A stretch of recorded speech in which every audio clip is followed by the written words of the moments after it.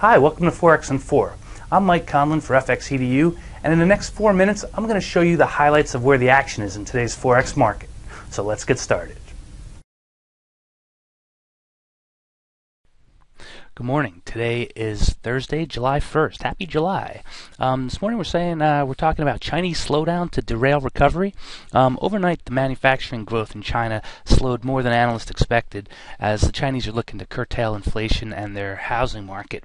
Right now, while this view is seen as negative by the market, it's actually probably a pretty good thing. China has been expanding at a breakneck pace, and it's probably good that they have a little bit slower, more sustainable growth.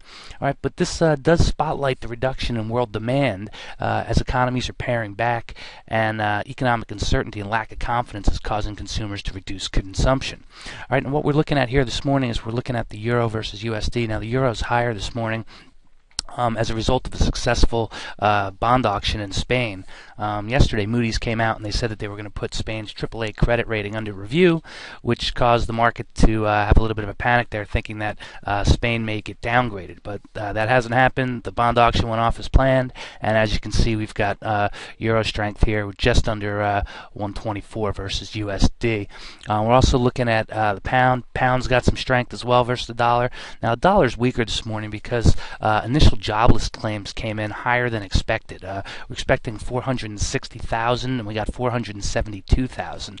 Now, this comes a day in advance of tomorrow's non-farm payrolls report, which is going to show whether or not we had any private sector job growth. Now, this is the granddaddy of all the employment numbers, so that's going to be a big one tomorrow going into the long 4th of July holiday weekend.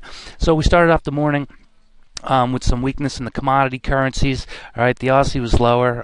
Just take a look here, Aussie versus yen.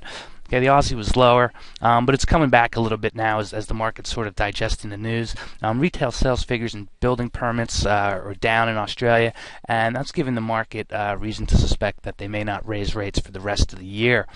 Next, we want to take a look at, let's just look at yen versus dollar. All right, right here down to 87.5 briefly. Okay, that's a 6-month high versus USD.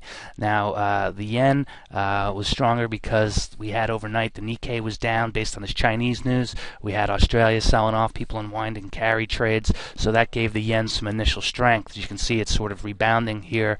The dollar's rebounding against it here, but still down. That's a 6-month high for yen. Now, we have to be careful because the Japanese have been known to intervene in their currency, and too strong a yen is going to hurt their exports, so we'll have to keep an eye on that one to see what happens. But basically, what we're looking at here is it all comes down to jobs here in the U.S. You can talk about good corporate earnings. You can talk about, we saved the banks. We didn't go over the cliff, all these other things. But at the end of the day, it's all about jobs. And, current government policy, I hate to harp on it. I really do. But it's just not conducive to business right now. Okay, people are fearful of tax. People are fearful of financial regulation bill, which is coming down the pike. Congress is going to vote on that. Looks like next week. It's probably going to pass. But a problem with the bill, from what I'm hearing from my sources, tells me that, this doesn't really do anything in the way of combating the problems that caused this huge financial mess that we had.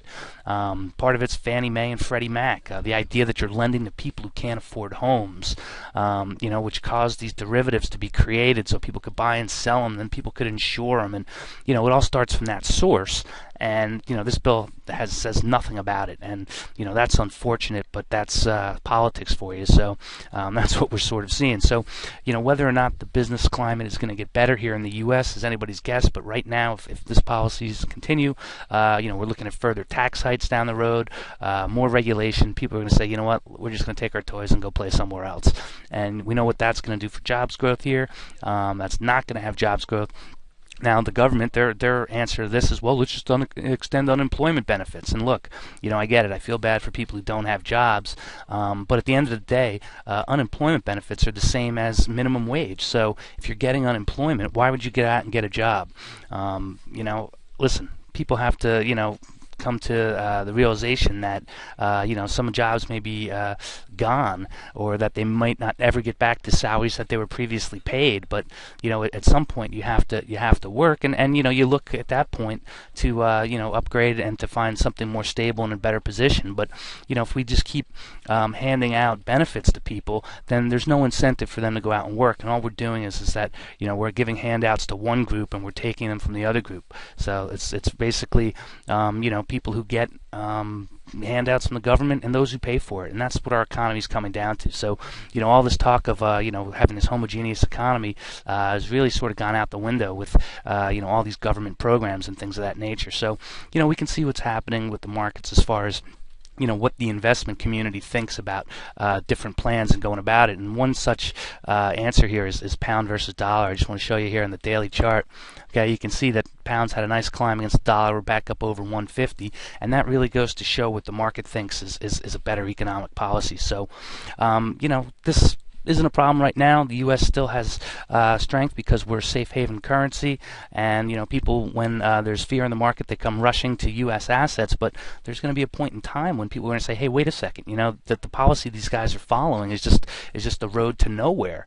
And if I've got to choose where to put my investment dollars, where am I going to put it? In countries who are attempting to get their financial house in order, or those who flagrantly disregard it? Well, I know what I would do, and I hope you do as well. So that's what we've got for today. Good trading to all. As always, be sure to check out the written blog at www.fxedu.com to get complete coverage of today's Forex market. If you would like to learn more about how to trade the Forex market from professionals like myself, be sure to check out our affordable Forex trading courses. And if you're already a seasoned professional or aspire to be one, ask us how we can help you achieve your Forex goals.